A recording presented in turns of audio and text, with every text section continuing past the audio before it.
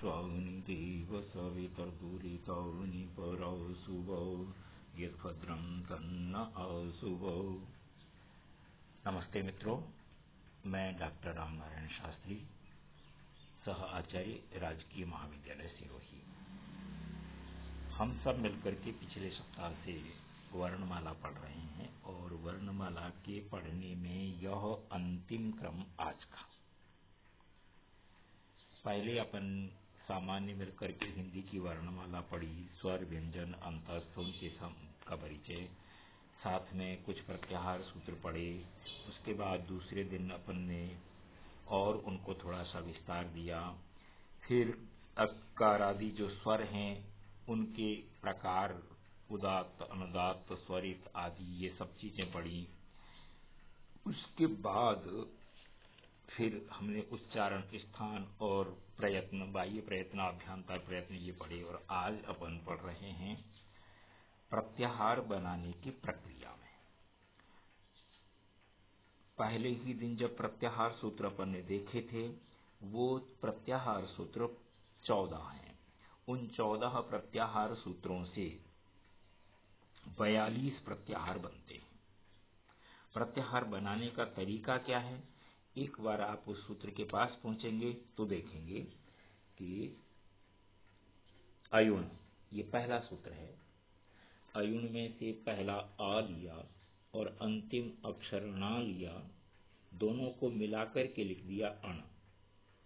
इसका अर्थ हुआ कि आ और ना के बीच में जो दो अक्षर और हैं वो भी इसके साथ जुड़ करके ग्रहित होंगे। तो अण का अर्थ होगा अ ई उ, ये 3 अक्षर। इस क्रम से उन 14 अक्षर सूत्रों में अयुण के आ से लेकर के और हल के ला तक कुल मिलाकर के जितने प्रत्याहार बनने हैं वो सारे के सारे प्रत्याहार बनाए और ये 42 प्रत्याहार बनते हैं।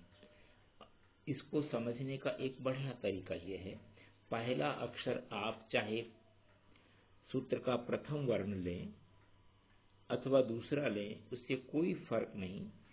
पहला जो भी अक्षर हो वो पूरा होना चाहिए। दूसरा अक्षर वही होगा जो सूत्र का अंतिम अक्षर होगा और जिसके नीचे हल का चिन्ह लगा होगा। उन दोनों को मिलाकर के लिखने के बाद उन दोनों के बीच में जितने पूरे अक्षर हैं वो सारे के सारे उस शब्द से ग्रहण किए जाएंगे।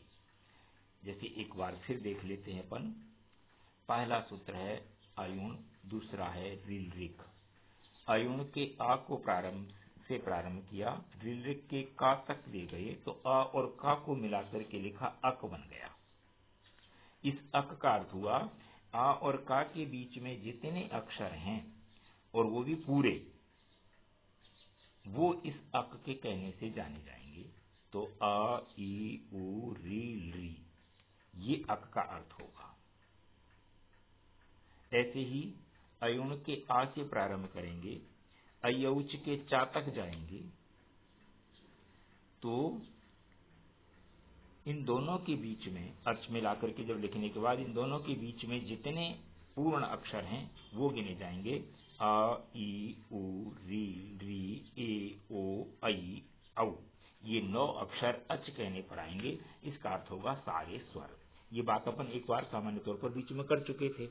मैंने केवल उस समय पर 3 शब्दों के बारे में बताया था, अच, हल और अल।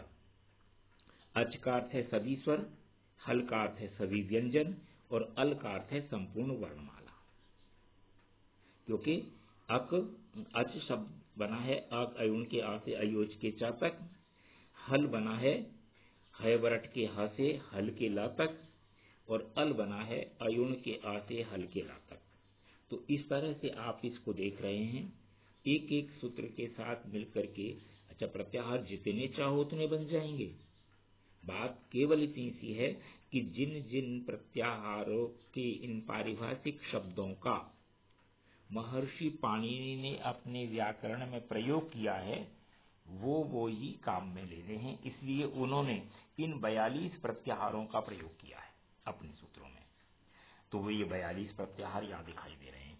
इसके साथ नीचे देखें, मैंने दो सूत्र लिखे हैं। इनको सूत्र न लिख करके थोड़ा सा अलग अलग करके लिखा है। सूत्र की संख्या यहाँ लिखी हुई है। सु औजस अम औटसस ताभ्याम भिस ङेभ्याम भ्यस ङसीभ्याम भ्यस ङस ओस आम ङी ओस सुप।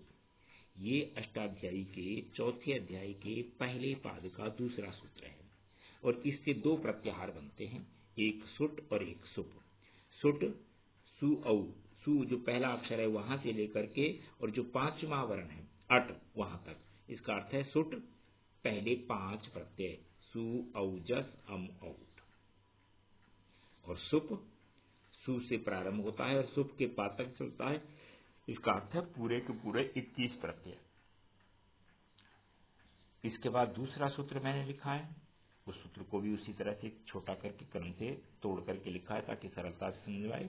तिप तस जी सिप थस थ मिप वस मस त आताम झ थास आथाम ध्वम इट वही मही।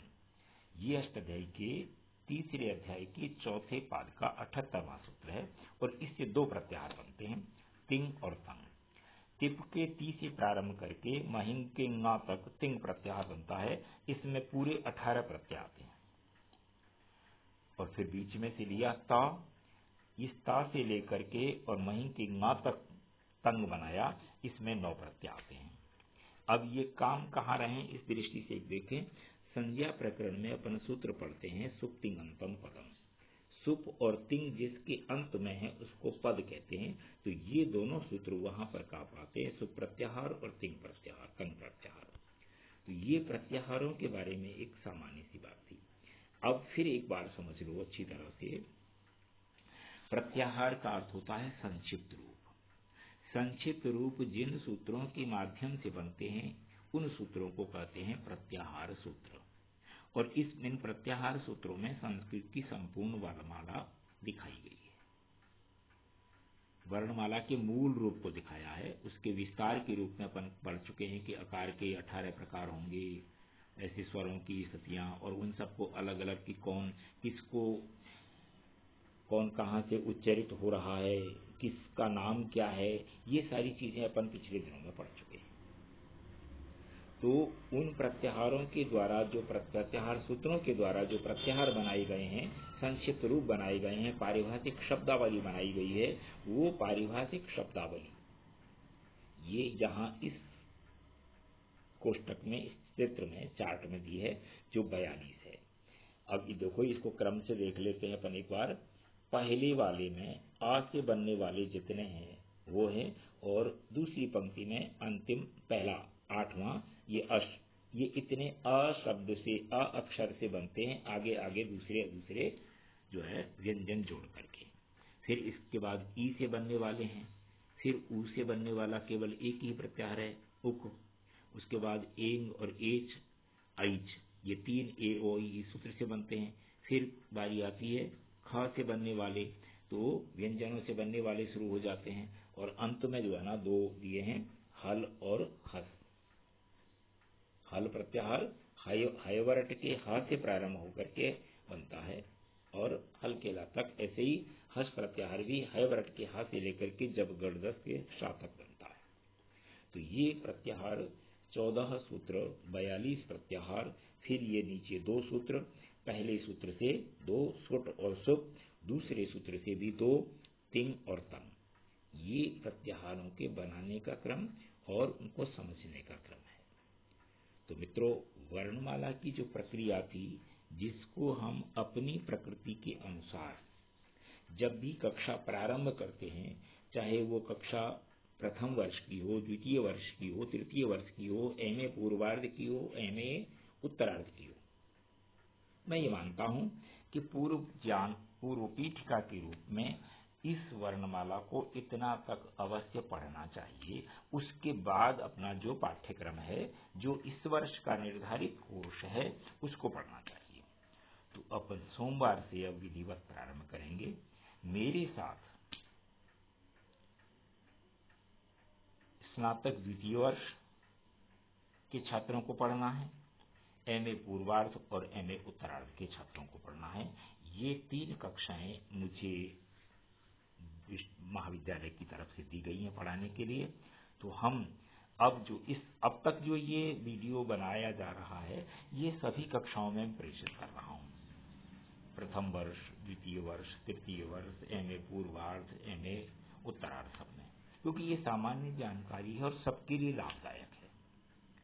इसके बाद जो होगा वो सबके लिए हो ये आवश्यक नहीं है। जिस कक्षा में है, क्योंकि वो उस कक्षा से संबंध ही रखने वाला होगा, दूसरे के लिए नहीं होगा। और हमको जो निर्देश मिला है उसके अनुसार प्रथम वर्ष का अलग होगा, प्रथम प्रश्न पत्र का अलग होगा, द्वितीय प्रश्न पत्र का अलग होगा, ऐसे इस क्रम से होंगे और यूनिट आगे चलती रहेंगी। तो मित्रों, आज का पाठ अपन यही समाप्त करते हैं। इससे आगे अपन कल पढ़ेंगे। धन्यवाद।